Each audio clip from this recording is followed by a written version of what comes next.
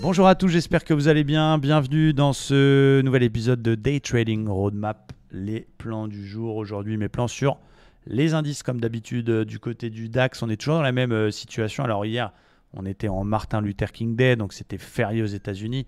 Les futurs étaient quand même ouverts, mais on n'a pas eu beaucoup de mouvements, beaucoup de volatilité. C'est normal, hein, sans les Américains, il n'y a plus grand monde sur le marché. Quoi qu'il en soit, le DAX, il est toujours en tendance haussière. Il fait un plus haut que le précédent. On a un joli support oblique qui passe par les deux points bas. Mais il bloque un petit peu dans une zone ici, résistance 15 150, 15 200 points.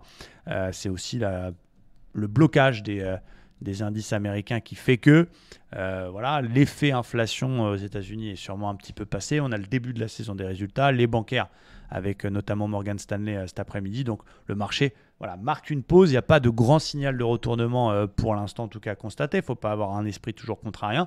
Mais ça bloque dans des niveaux techniques. Et j'aimerais bien, moi, un petit repli sur les 61,8 de Fibo de toute la baisse 2020 pour essayer de racheter et pour essayer de me positionner dans la tendance autour des 14 700 points. Donc voilà, on a un niveau qui fait son job. On a une petite divergence baissière qui est validée, même si pour l'instant, elle ne déclenche pas grande baisse. Et on a un flux 1 heure qui passe de haussier à neutre. Donc encore une fois, ça ne veut pas dire que ça va se retourner, mais pour l'instant, on est dans une phase neutre. Donc je pense que le marché, il attend d'y voir un peu plus clair au niveau des différentes stats qu'on a dans la journée, notamment le ZIU qui sera publié dans 3 minutes, notamment Morgan Stanley qui donnera ses résultats avant l'Open US. Et donc, j'ai deux plans. Un plan safe qui est d'acheter dans le sens de la tendance, toujours suivre la tendance, trend is your friend, mais pas maintenant, en cas de repli au plus proche de la zone 14 700. Et un plan plus agressif qui est de tenter cette consolidation si jamais on casse le plus bas précédent et qu'en 1 heure, on a un vrai retournement de la théorie de dos.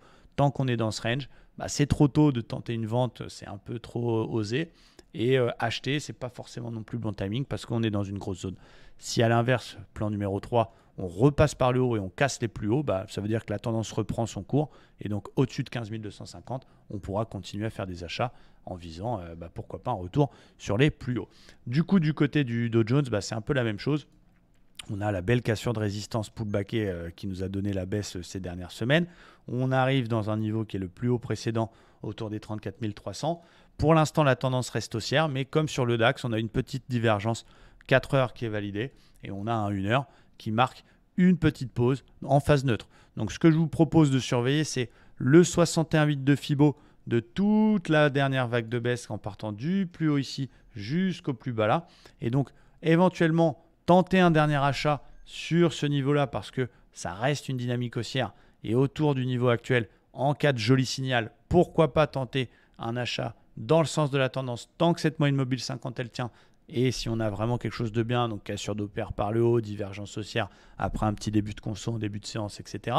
Si à l'inverse, il pète et il casse et il passe sous les 34 250, j'arrête d'acheter et je tente une petite consolidation. Je tente des petites ventes jusqu'aux 34 000 et on verra ce qui se passera sur 34 000 qui est un niveau pareil à surveiller. Si on le pète, on pourrait avoir une conso plus importante jusqu'à 33 600.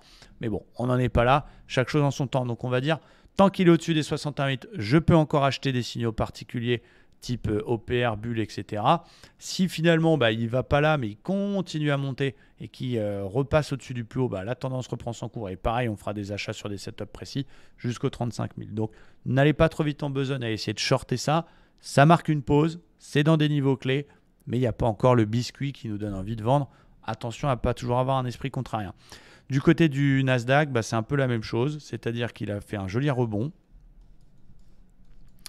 Il bloque dans une zone polarité qui a été support, qui devient résistance autour des 50% de la dernière vague baissière.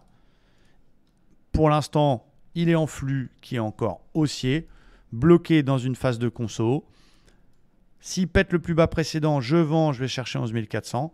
S'il sort de la conso qui pète l'oblique et qui pète le plus haut, les 11 590 600, je le paye pour aller chercher 61,8, 11 730. Voilà pour moi les niveaux que je surveille du côté des indices. J'espère que cette petite vidéo vous aide bien. Merci à tous et très bonne fin de matinée.